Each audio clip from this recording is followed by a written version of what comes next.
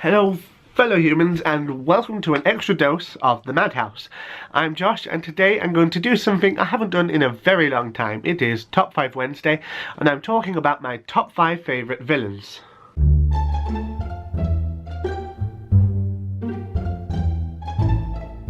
There are no real caveats on this. They can be from film, television, games, anything that has a villain. And ideally, they shouldn't be from Harry Potter because everybody knows Voldemort, Bellatrix Lestrange, and Dolores Umbridge. Everybody knows them, everybody loves to hate them. There's nothing really new you can learn from that. At number 5, there is Apprentice from the Chaos Walking series. This is the first book in the series, and it's a sort of sci-fi set in a world in the far future where humanity has colonized another planet where, for some reason, all the men who land there can hear each other's thoughts.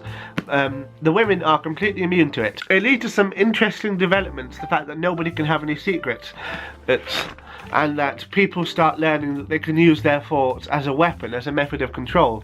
And Apprentice is a master of this. He is creepy, a master tactician, and very interesting when you actually get to be inside his head, because yes, you can hear his thoughts when the main character is around him, but you never really understand them. At number 4, we have several villains from the His Dark Materials series by Philip Pullman. And now, spoilers for all of these, but you could say there is Lord Asriel and Mrs. Coulter, but also, well, the Authority, God. God is the villain, and the series is, again, spoilers, all about killing God when you get right down to it. At number 3, we have the Auditors, Auditors of Reality from Discworld. I'm specifically holding Hogfather here because it's the only book I have with them in about me, although I have others at home. And to put simply, they are, well, they appear like floating shrouds, just simple grey masses in the air, but what they really are the, let's call them spirits that ensure the laws of physics work. They make sure that atoms spin, gravity still works, and they maintain the orderly running of the universe, which is good. They are essentially the spirits of order to combat chaos, but they take order to absolute extremes. Rather than it being about maintaining the balance, they wish to remove chaos completely. They would happily, and do, stop time so that nothing could possibly happen. There could be no change, no variation, no chaos at all. They would happily take control of the minds of humanity to remove their possibility for chaos and for creativity and anything that goes against their designs. And it's pretty cool. Colossal legions of these entities that aren't even truly beings. They're not individuals, they're just the Auditors.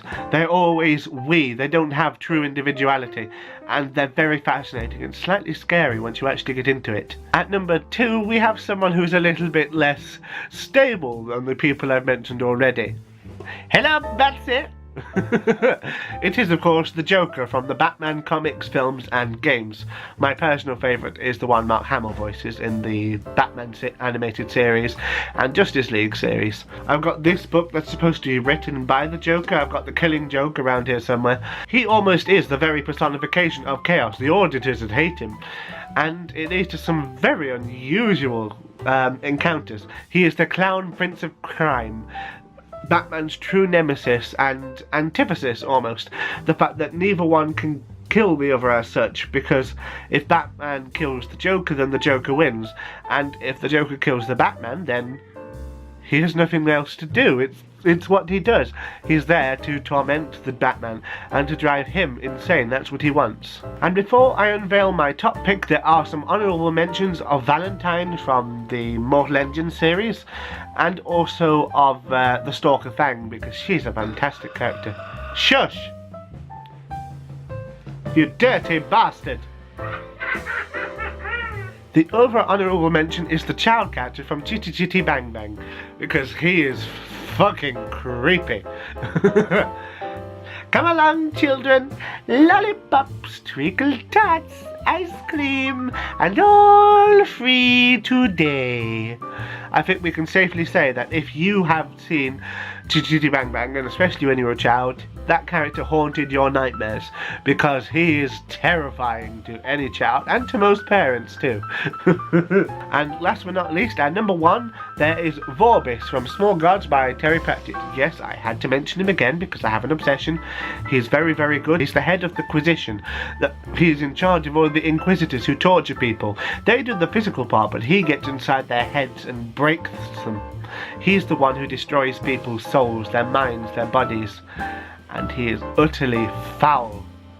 And the worst part is he makes more people into copies of him. He turns other people into monsters. He's excellent, and oh, I've yet to encounter a villain so complicated, and I've read hundreds of books with excellent villains, and he is by far the best, the scariest, the darkest, the meanest.